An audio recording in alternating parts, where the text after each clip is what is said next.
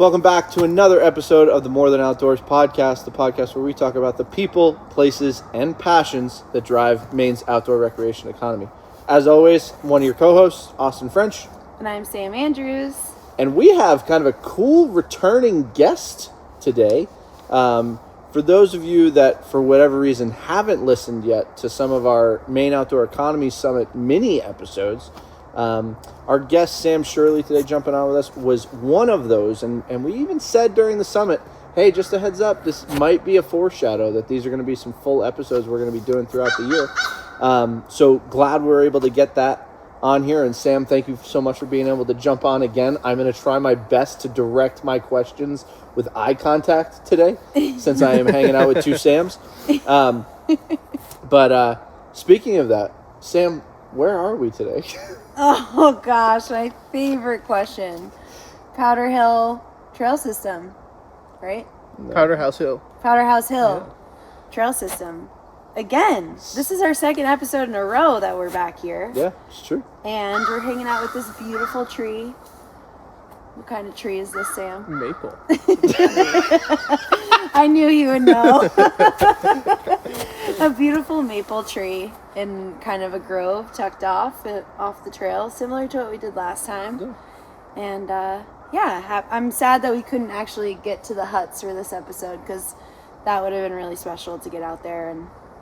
But I'm really glad that we could make this work, and we're all pretty close to Farmington, so this worked out. Yeah, it's always convenient, always convenient.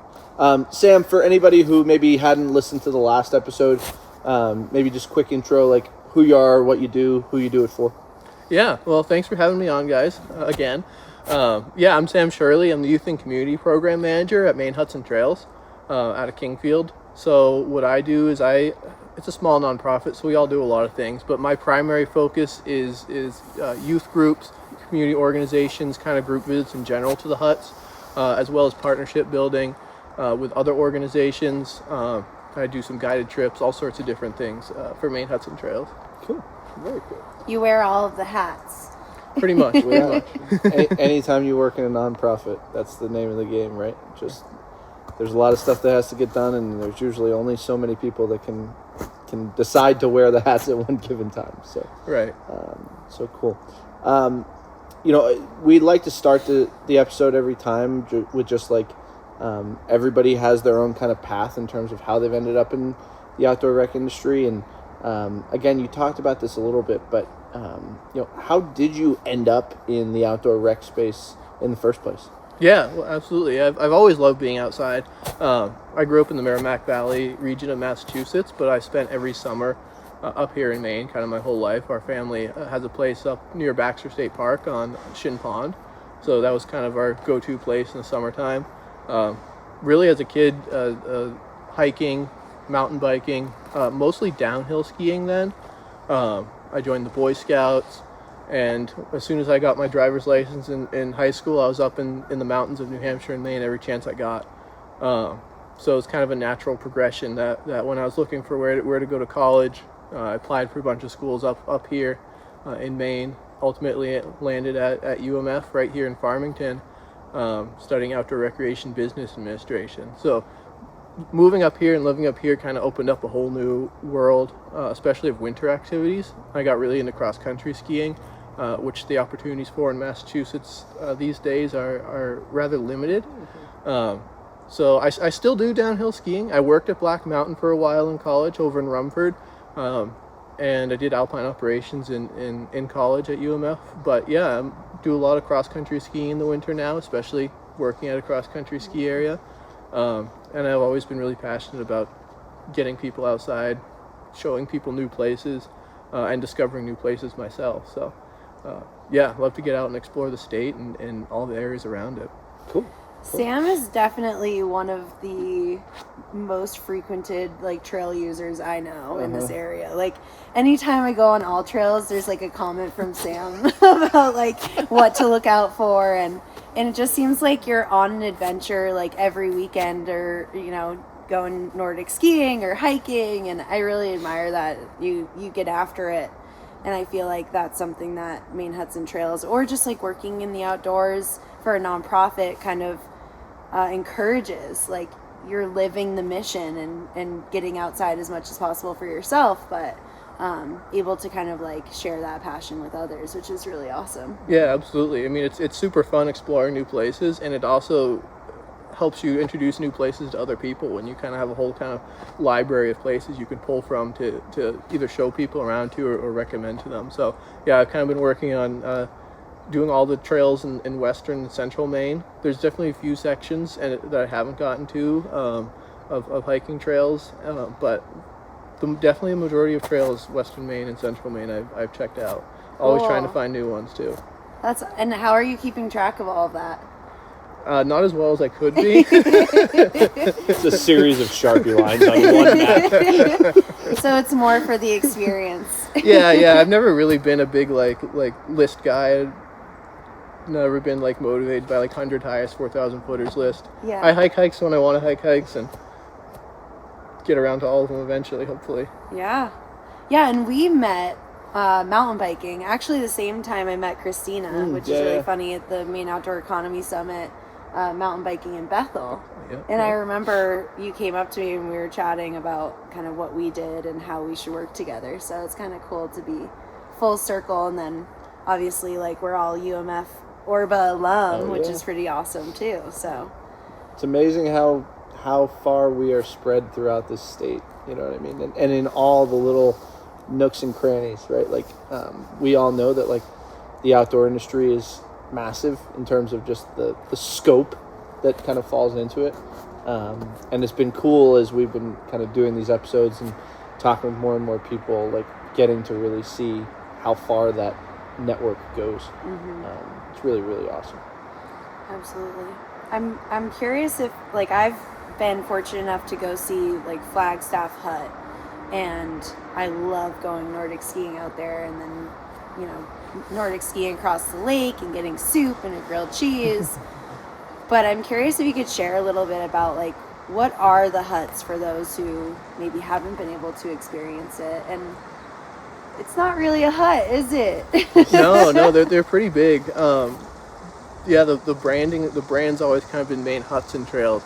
But we like to kind of refer to them more as lodges, because they hold between 44 and 48 people each for overnight, and you can have even more day users in there. So yeah, they're pretty big. They're more like almost ski lodge size, as opposed to not just a little cabin in the woods that sleeps 5 or 6 people. But yeah, so we have about 30 miles of active trails and 3 active huts in western Maine between Carabasset Valley and the Forks. And they're all backcountry lodges, so you can't drive to them. In the wintertime, you can ski, snowshoe, or fat bike to them. And in the summertime, you can hike, mountain bike, or canoe to one in Flagstaff Lake. Yeah, so that's Flagstaff Lake Hut, Poplar Stream Hut, and Stratton Brook Hut are what we're currently operating. And yeah, we're all about increasing access to the outdoors. So our trails are always completely free to use.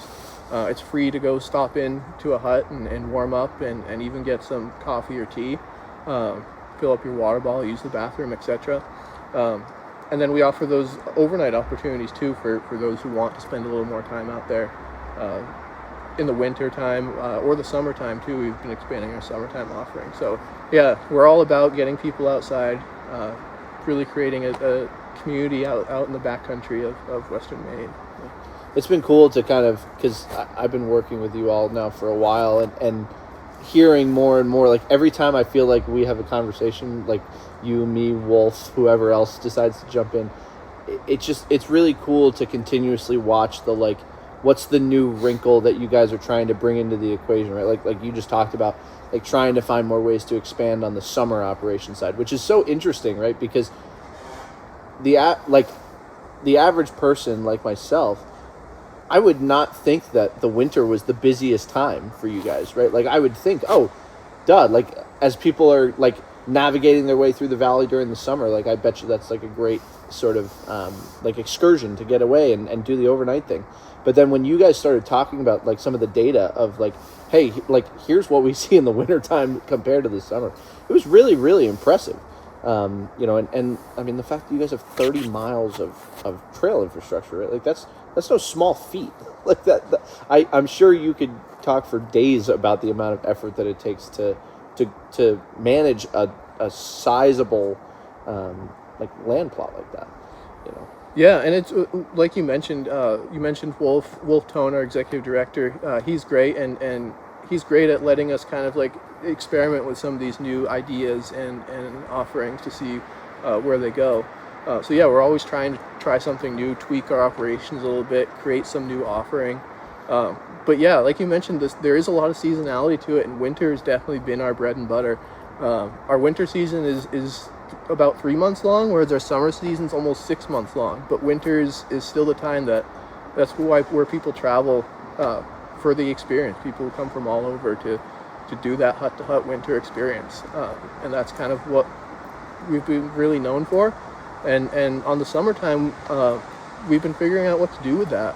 Initially, the first hut, Poplar Stream Hut, opened in 2008.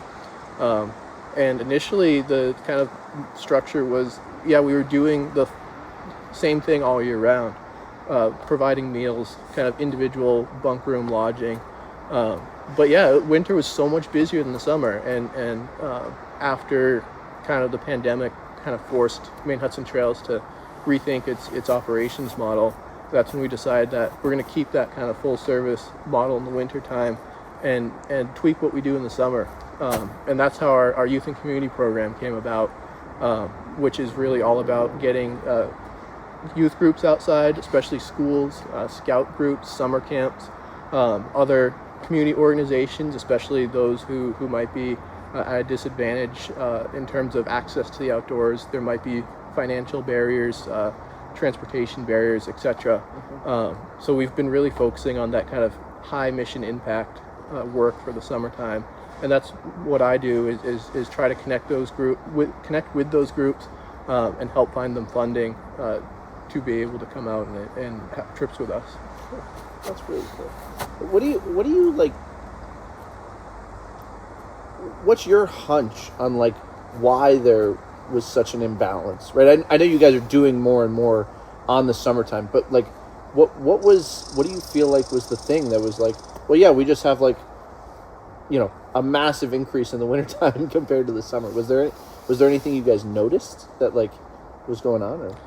Yeah, that's a tricky question, and I don't have any hard data on that, but my thoughts are, I mean, when you think of traditionally the hut-to-hut experience in the Alps or New Zealand or kind of out west in Colorado, or AMC up near the 100-mile wilderness, you think, you know, mostly the hut-to-hut experience, the traditional image in people's mind is that cross-country skiing. And that's really what the trails were optimized, the hut-to-hut trails in our system were optimized for. So I think that's the picture that sells people on the trip is being out there in the winter. You might not want to go backpacking and sleep in a tent in the winter because it's Western Maine. It gets very, very cold at night. So kind of being able to have that backcountry experience like you might do backpacking in the summer, but still having that warm, kind of cozy place in a heated bunk room to sleep in at night, I think is what really draws people and drives that winter experience. Well, and you guys have a really solid system. Like, I was really impressed with kind of the little storage space, so you drop all of your gear, so then you don't actually have to like lug in your overnight clothing and just like the things that you might need to feel comfortable at the lodge. And then, you know, the ski trails are all groomed and they're beautiful and really well maintained, and then you obviously get to the lodge and there's a wood stove, you know, roaring, and then there's communal meal, there's dinner that is cooked for you and with fresh vegetables, and you know, the meals up there are amazing. I feel like that's another awesome draw in the wintertime, and coffee and hot chocolate, like all the things you were saying. But like, it's a really robust experience, I think, that's like kind of like a hotel experience almost. You're still sleeping in like a bunk room with others, but and on a camp mattress, you're not on a real bed, but still, it's like amazing to be able to ski into that. And then when you're saying hut to hut, like for those who haven't experienced that, it's like you ski 10 miles to one hut, you have your overnight experience, you pack up your bag, they then shuttle that gear to the next hut and you ski to the next hut and then do the same thing over again. And it's a really cool thing to be able to have like a new destination to kind of like ski towards every day. You're not doing like a lollipop loop or, you know, out and back. And you can do out and backs and just stay at one lodge, which a lot of people do. So Yeah. but I feel like in the summertime, you know, it's the paddling skills, or maybe even like you need to go backpack into the lodge, and you guys don't have it. It's not full service. So, in which it sounds like you're kind of changing things a little bit, where maybe it could be full service at some point. Or... So yeah, we're all about trying to offer a whole bunch of different range of experiences for people. Yeah. So the kind of overnight experience options in the winter are the traditional, like, so Thursday night through Sunday night's the traditional full service kind of Maine Huts experience, where you ski, snowshoe, fat bike in. Yeah, you can choose to have us bring your gear in if you would like, and that's when the hut staff cook 3 meals for you per night you stay. So you get a dinner when you arrive, hot breakfast in the morning, and then a lunch to bring with you on the trail. But then we also offer Monday through Wednesday nights or self-service nights. So if people, it's a little more affordable, people bring their own food in, they get to use the commercial kitchens and make whatever they want and kind of do that self-service experience. And yeah, people can do just ski 2 miles in, stay at Flagstaff Hut, and then ski right back out the next morning. Or we have people who will start at one end and do 3 nights Flagstaff, Poplar, Stratton, and they'll turn right back around and do Poplar and Flagstaff again. So that's a 5-night trip. So yeah, and the traditional one, of course, is the end-to-end 3-night trip. So there's tons of different itineraries. We always love talking on the phone with people about how to plan their itineraries and all the different options they have. Yeah, in the summertime, we'd been the last few years fully operating on the kind of youth and community program model. So it was all groups rented out the full space. They had the full space to use, and we had those youth and community groups in there. And we had groups of other people who just wanted to rent out the full space. The family reunions, weddings, corporate retreats, kind of everything under the sun. People just came in, used the whole hut for a night, 2 nights, 3 nights, and that's what we were doing for the last 3 years. This year, like I mentioned, we're trying to expand our offerings a little more. So at Stratton Brook Hut, you'll be able to do, it'll be self-service, so you need to bring your own food in with you. But yeah, you can just book an individual bunk room to stay at Stratton Brook Hut this summer. So, cool. And that one, for those who might not know, is right in the middle of the Carrabassett Valley single track mountain bike network. So it's kind of like a big destination for mountain bikers. The trails also connect right to the Bigelow Preserve, so you can hike a few 4,000 footers right out the back door, basically. So yeah, we're hoping to get some of those people this summer and bring back that summertime Maine Huts experience a little bit like it used to be. And we also, in the summertime, we also serve lunch on the weekends, just like in the winter at Stratton Brook Hut. So maybe you're out mountain biking or hiking and you want to stop in and get a bite to eat or something to drink. We do that too in the summer. Cool. I'm excited to go check it out in the summertime on my mountain bike. We might have to. So for your community groups that you have coming in, are you doing any like programming for them? Like I know I was lucky enough to go in with Teens to Trails and during the summer, and we did like a service project and cleared a trail, which was really awesome, and we had the whole place to ourselves. But I'm curious, kind of, what does that look like? And I'm sure you're out there helping them and guiding potentially.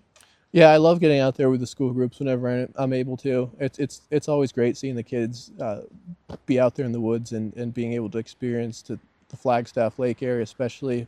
It's beautiful. You got the Bigelows over there and above the lake, and it's spectacular. And kids who haven't been out in an environment like that, it really puts a smile on their face when they come around that corner and see the Bigelows. Yeah.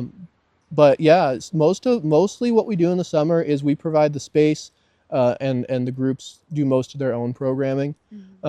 We have been building partnerships with other organizations to try to provide some more structured activities and stuff in the summertime.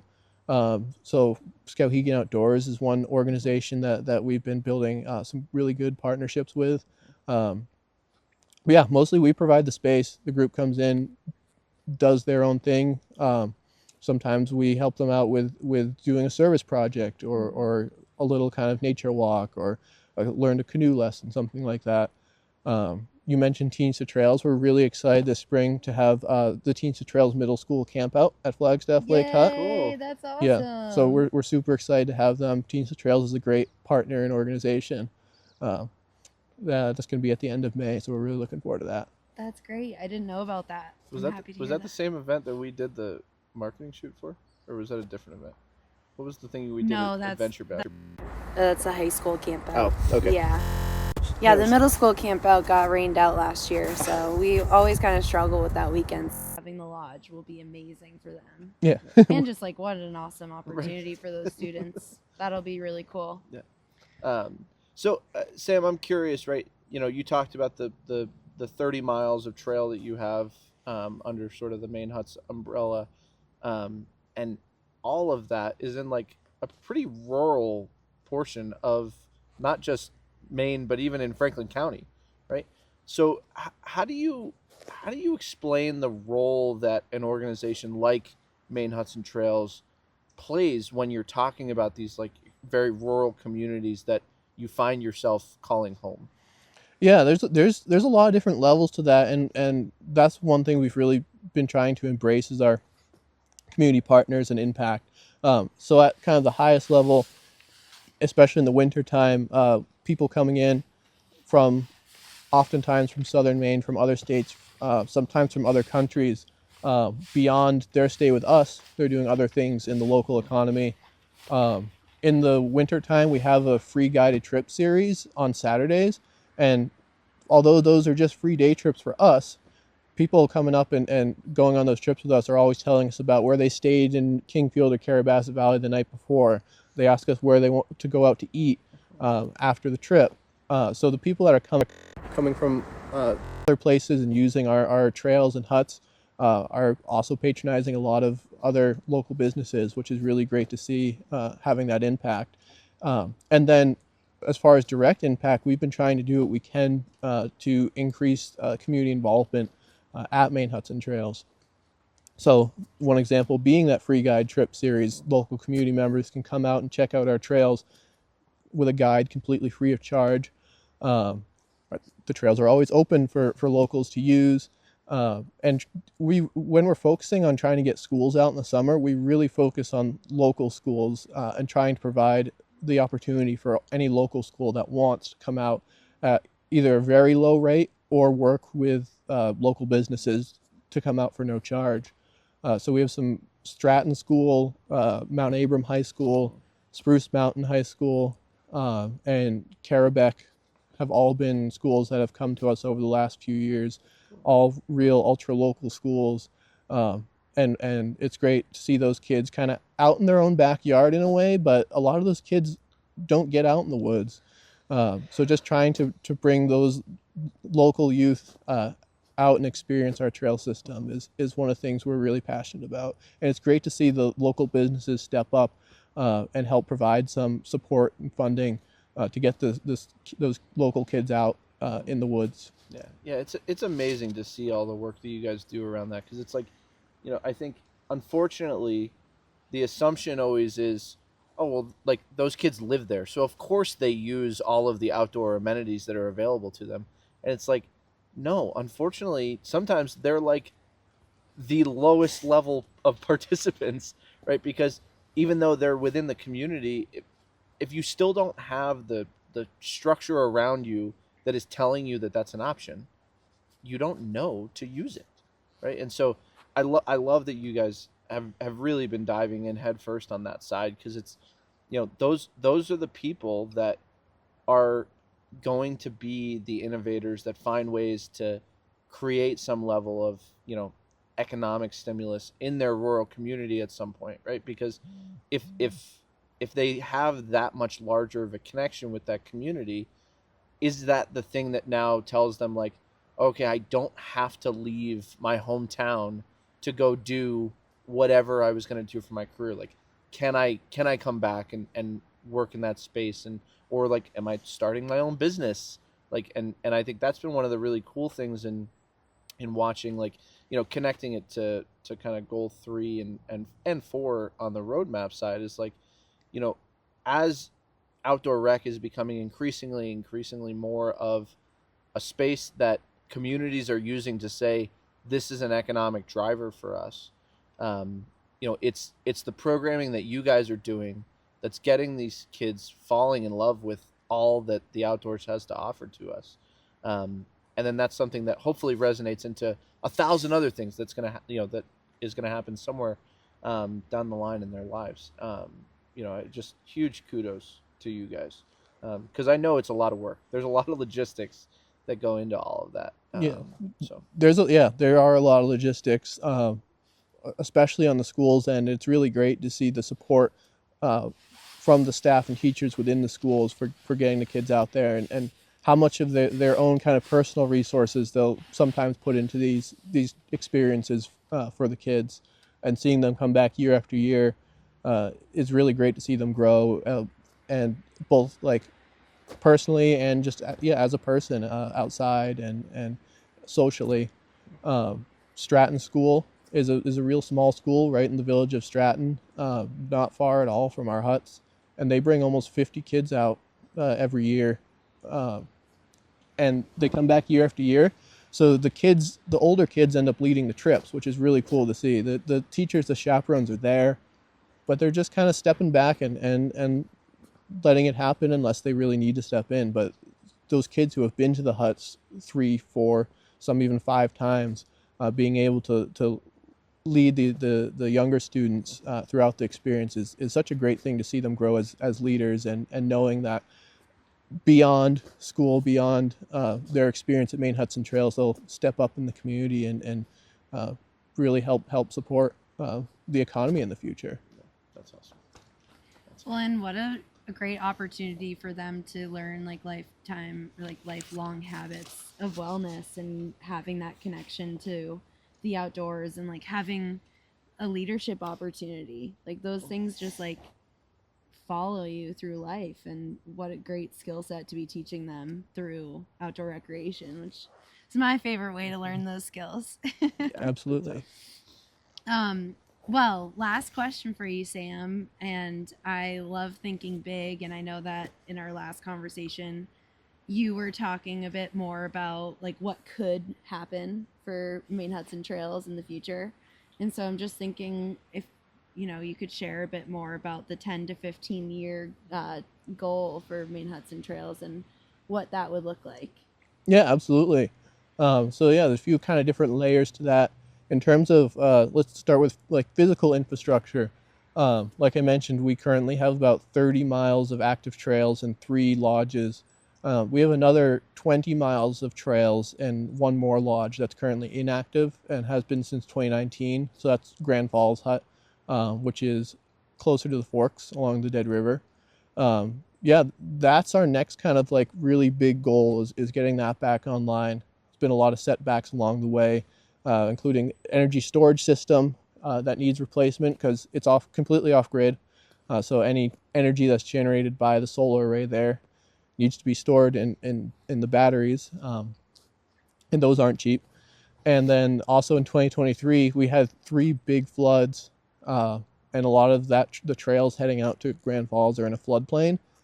So in 2023, when the flooding brought the water level way up, basically a lot of those bridges either floated away or at least floated out of place.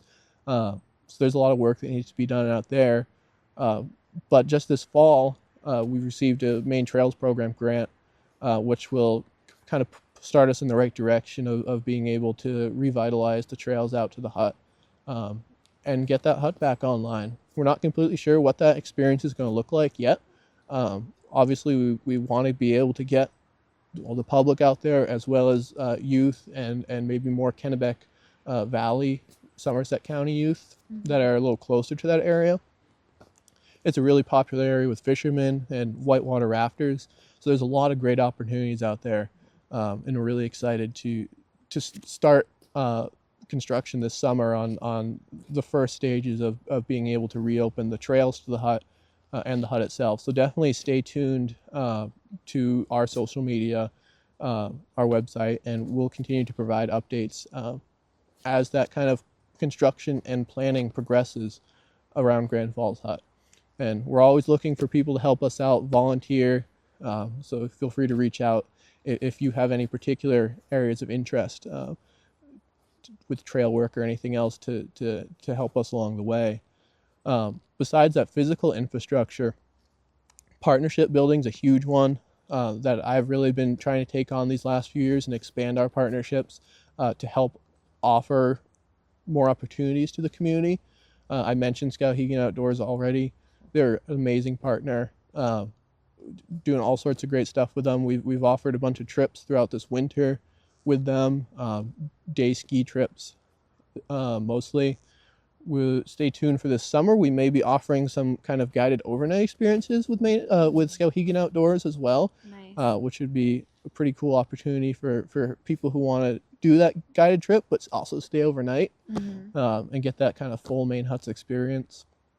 And continuing to work with our generous funders to increase our youth and community program fund to get more schools out there, to get more kids out there, to get more people out there in general.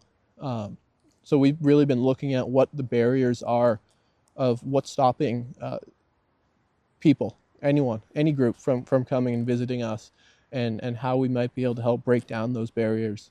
So the easiest one is just the financial cost, which is the main one we've been tackling so far with our funding that we have available. But equipment's a big one. Transportation's a big one. Food's a big one. There's all sorts of barriers that stand in the way. So in the next few years, we're really looking at what those barriers are and how we might be able to help get more groups out there and address something more than just the actual financial barriers, whether that's partnering with more gear libraries, starting our own kind of gear library, seeing how we can help with transportation or meals. So yeah, looking forward to the next few years, seeing what we can do to really help increase access is another big thing we're looking forward to. Amazing. Those are some big That's cool. things. Yeah. And I feel like, some of those things you listed are going to happen this summer, which isn't that far away. So. Yeah. Even though there's snow on the ground, summer is not far. Yeah, we're really looking forward to summer. I mean, for us, we're near the end of our winter season, and yeah, in April we open summer booking, so it's coming right up. We're looking forward to a good summer season this year. Yeah. So when this episode comes out, you guys will probably just about be opening for summer bookings. So make sure get in there fast, because you never know, those things sell out pretty quick sometimes, especially when you're in those popular times of the year. So, yeah, absolutely. So yeah, no, totally. Well, and I think it's cool because it's not just Maine Huts and Trails, but more and more organizations that like we're having conversations with. Like there's a lot of like swinging for the fences kind of stuff, because we see how much value that outdoor rec is bringing to the state. Like, I mean, the new Bureau Economic analysis, like that, all of that data just came forward. So like the outdoor rec economy in Maine just jumped to $3.9 billion. So that's a $500 million increase since the last time we got those figures.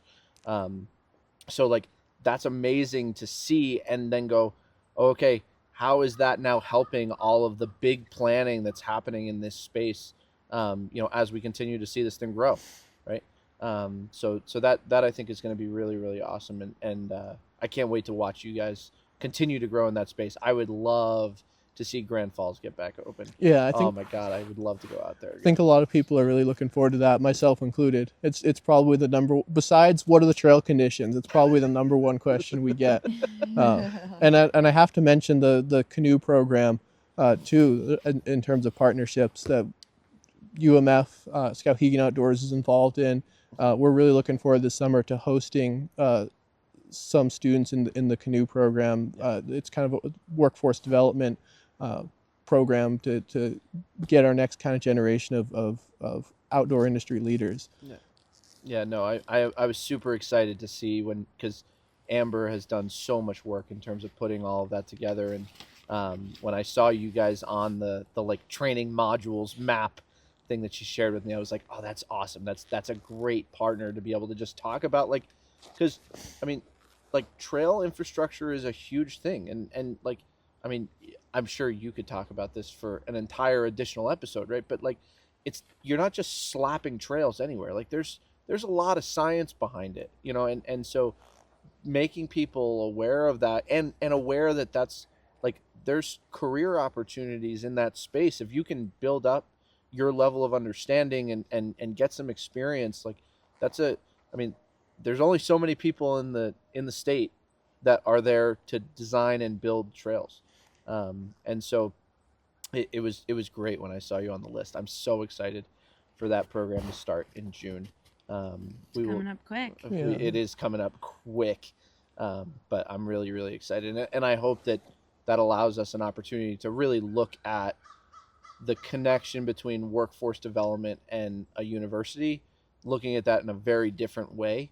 You know, because I think too often we always just think, oh, well, yeah, like, they can come and be part of our bachelor's programs and we'll teach them how to do stuff, and that's great. But there's things that can happen before then that now set up that student to have a completely different experience once they come to us, you know. So yeah, I cannot wait for that program to start. Well, the birds are making lots of noise, so I think that's a note that maybe we should move to our rapid fire segment. And Voices so from the crows. Yeah. Conversations with the crows. I don't know, one of those. So, favorite hut meal. All the staff makes so many great meals, but I'm gonna have to go with a real recent one, mostly because it's fresh in my mind.